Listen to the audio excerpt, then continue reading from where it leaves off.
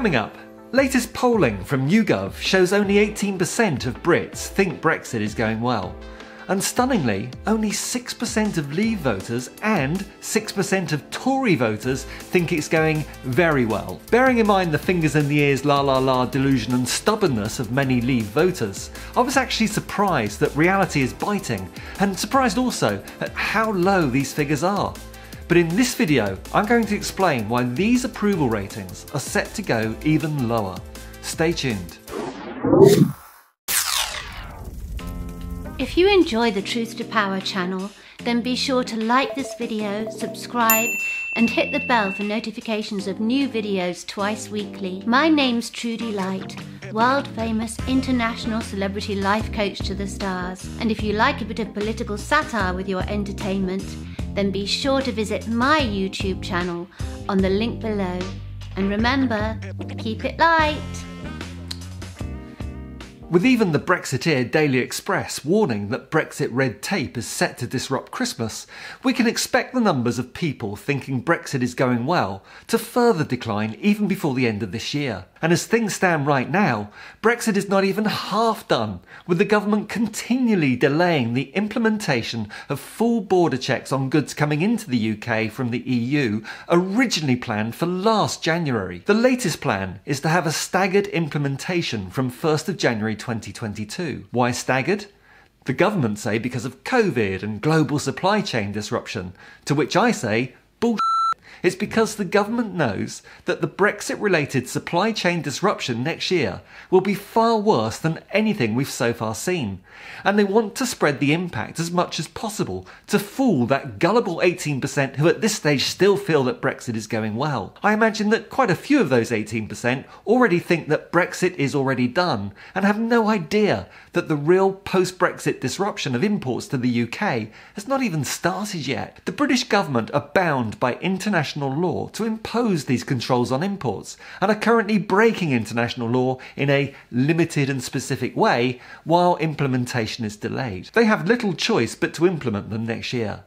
And something else they have even less choice about is the fact that also coming in the new year are the post-Brexit EU border identity checks, which MPs have been told could lead to 17-mile lorry queues at Dover. This time though, as the Brexiteer government still repeats the vacuous claim to have taken back control of our borders, it's the EU who are implementing a new system for monitoring non-EU travellers, such as those from post-Brexit Britain, for example, entering the bloc's Schengen zone, and it's due to be implemented in April 2022. UK citizens embarking on cross-channel trips from Dover will be checked by French police at the Kent end. That process is expected to take 2 minutes per traveller, which is calculated to cause those 17-mile tailbacks from the Dover border and the return of Operation Stack and all those portaloos along all of Kent's motorways. Expect similar disruption for those travelling by air to destinations within the EU. Oh, and those post-Brexit British travellers to the EU will also have the extra fun of paying a €7 entry fee by the end of next year. I could go on. And indeed I will. Don't forget those additional roaming charges on British mobile phones in Europe, which will probably dwarf that €7 entry fee in any case. Are you beginning to see why I expect that 18% figure of those who still think Brexit is going well to significantly decrease during 2022? And that's even without figuring in a potential trade war if and when Lord Gormless, David Frost, and his handler Alexander Boris de Pfeffel Johnson trigger Article 16 in their frustration at being bound by the very treaty they themselves designed, agreed to, ratified and implemented less than a year ago. Such a trade war would see significant reductions in the availability of a vast range of imported products, including food staples, alongside rampant price increases as tariffs and non-tariff barriers are implemented by each side. And as the row over the Brexit withdrawal agreement rumbles on, and with Lord Gormless, the least diplomatic diplomat ever, in charge of negotiations, I wouldn't bet against the trade war kicking off in the early part of 2022. But there's something else I want to touch on, and it's not something I've covered in previous videos. The City of London, money laundering capital of the world, maybe, but that aside, a huge part of the British economy pre-Brexit.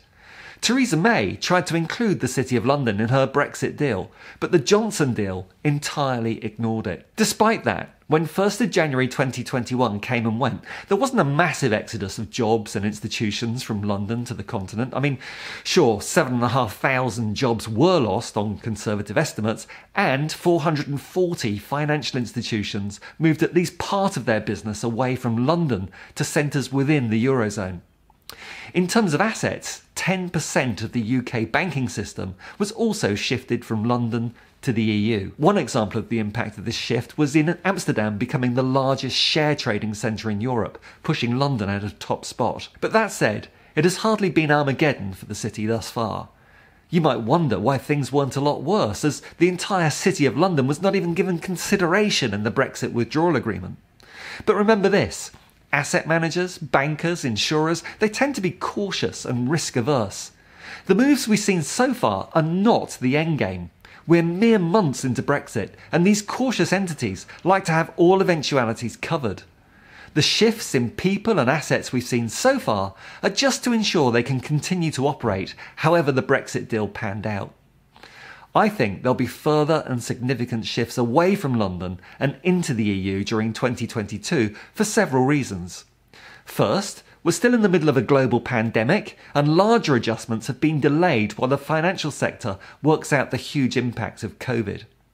Closed borders also haven't helped in terms of relocating reluctant managers and staff away from London to other financial centres, but that won't be forever. Secondly, the EU is set to clamp down on non-EU banks doing business within its borders because of the increase in such activity since Brexit.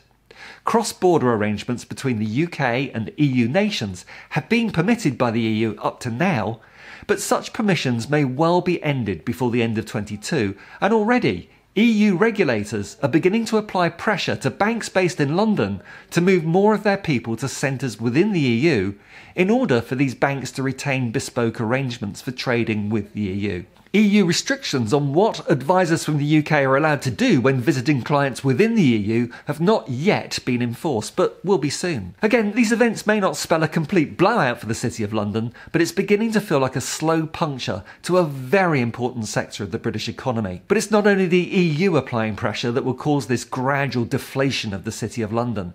Companies themselves will be monitoring the duplication of costs they currently bear, with many functions in London duplicated in centres within the EU as they still weigh up the effects of Brexit. But further restructuring is bound to happen next year and is being forecast to lead to another 7,500 jobs lost and another 10% of assets moved to the EU. But more importantly, that slow puncture is going to harm the City of London reputationally as its perceived importance wanes. The EU's stated aim of strategic autonomy will see Brussels pushing to bring all euro-denominated banking inside the Eurozone during 2022 and result in further lost trade for the City of London and for the British economy. I think all in all that this time next year we'll be looking back at the current polls showing that 18% of Brits currently think Brexit is going well, and we'll be surprised not by how low that figure is, but by how high.